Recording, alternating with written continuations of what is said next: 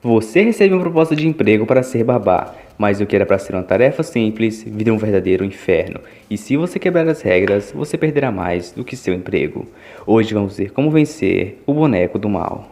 O filme começa com Greta, a protagonista do filme. Ela mudou-se dos Estados Unidos para o Reino Unido para trabalhar como babá para a família Gilsiri. Ela vai para a propriedade rural de seus novos patrões. O lugar estava vazio quando ela chegou, então ela começa a explorar o prédio antigo que parece assustador à primeira vista. Logo somos apresentados ao outro personagem, Malcolm, que entrega mantimentos para casa. Também conhecemos o Sr. e Sra. Gilsiri, um rico casal de idosos que precisava de um babá para cuidar de seu único filho, Brahms, enquanto eles estão fora. Greta fica muito surpresa, não é para menos, afinal ela não estará cuidando de uma criança comum, mas de um boneco, apesar que todos o tratam como se fosse uma criança de verdade. A princípio Greta pensa que é brincadeira, mas quando ela vê os olhares sérios dos pais, ela percebe que isso é sério.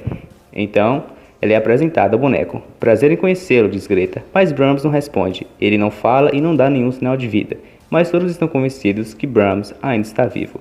O trabalho dela não é apenas falar com Brahms, mas cuidar dele, o alimentar, o vestir, dar aulas a ele, colocar sua música preferida e no final do dia colocá-lo para dormir.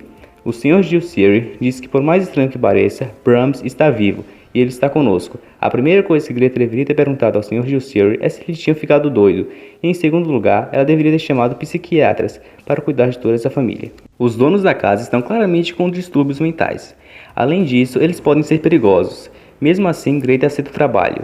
Isso porque essa deve ser a única família da Inglaterra que está contratando uma babá, pois ninguém impede de recusar o trabalho e fugir dessa família maluca. Greta também não veio para a Inglaterra apenas para ganhar dinheiro. À noite, ela liga para sua irmã e descobrimos que ela deixou os Estados Unidos depois de uma briga séria com o marido, o que levanta a questão de por que ir para o Reino Unido e não para outra cidade ou estado. Talvez Greta só esteja interessada na cultura britânica. Em segundo caso, o dinheiro não era a principal motivação de Greta, então ela realmente deveria recusar a oferta tentadora de cuidar de um boneco, mas ela não recusa.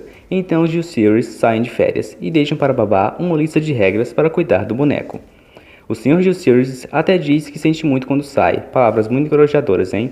Eles não deveriam avisar Greta, pois afinal elas não os levariam a sério. Desde o início, Greta ignora as regras. Ela joga um cobertor sobre o boneco, bebe vinho, cerveja e fica sentada pela casa sem fazer nada. As ocorrências paranormais logo começam. Alguém pega o cobertor do boneco, a casa recebe um telefonema misterioso, ligações de pessoas que não falam nada. E Greta ainda percebe que bens valiosos estão desaparecendo.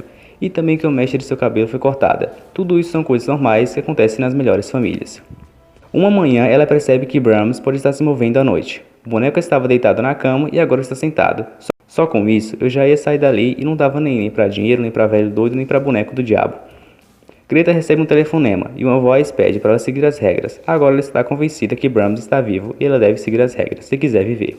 Enquanto isso, os Gilsiris escrevem uma carta de despedida para Brahms durante as férias.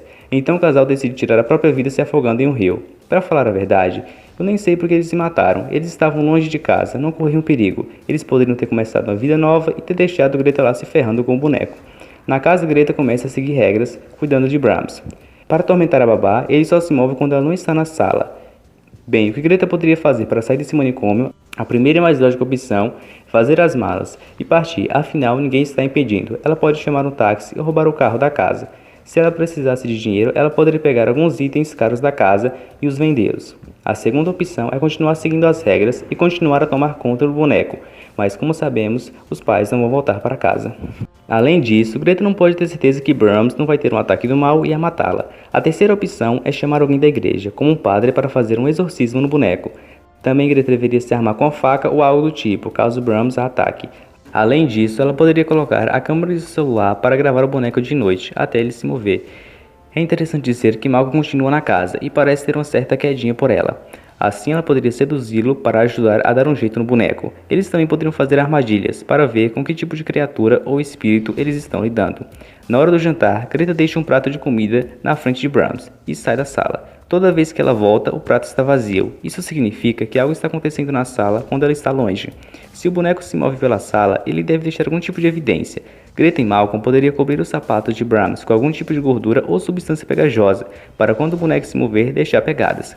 No entanto, se Brahms estiver sendo movido por outra pessoa, eles devem ser capazes de encontrar impressões digitais. Eles poderiam usar o mesmo método de deixar alguma substância sobre o boneco e depois ver se encontra alguma impressão nele. Também poderiam cobrir o chão com vidros quebrados, para ouvir facilmente se algo está andando pela sala. A única forma de Greta e Malcolm trabalharem juntos é se eles forem para a cama, mas Brahms os interrompe em voz alta. Malcolm tenta convencer Greta a sair da casa, mas ela está firme. Antes de tudo, ela fez uma promessa ao Sr. e à Sra. Gilsery, lembrando que os dois estão mortos. O verdadeiro Brahms morreu em um incêndio há 20 anos, quando tinha 8 anos de idade. Ele era um menino estranho mesmo quando estava vivo. Ele fez amizade com uma garota, mas um dia ela desapareceu e depois de um tempo seu corpo foi encontrado na floresta. Havia uma suspeita que Brahms estava envolvido, mas não havia tempo para questioná-lo quando o incêndio começou na casa do Gilsery e ele morreu.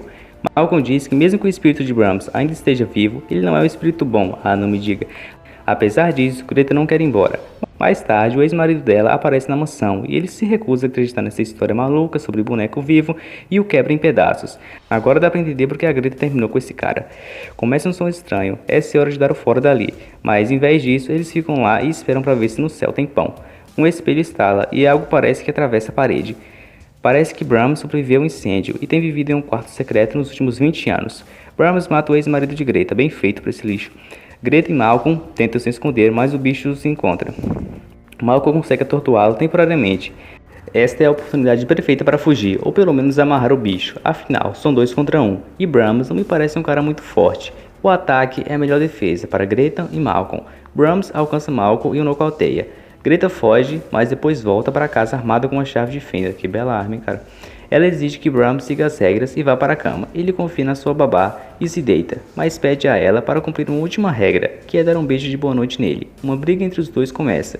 Greta consegue esfaquear Brahms com uma chave de fenda. Após a luta, Greta encontra Malcolm e eles dirigem para longe, mas parece que uma facada de uma chave de fenda não bastou e o filme termina com a cena de Brahms restaurando o boneco quebrado.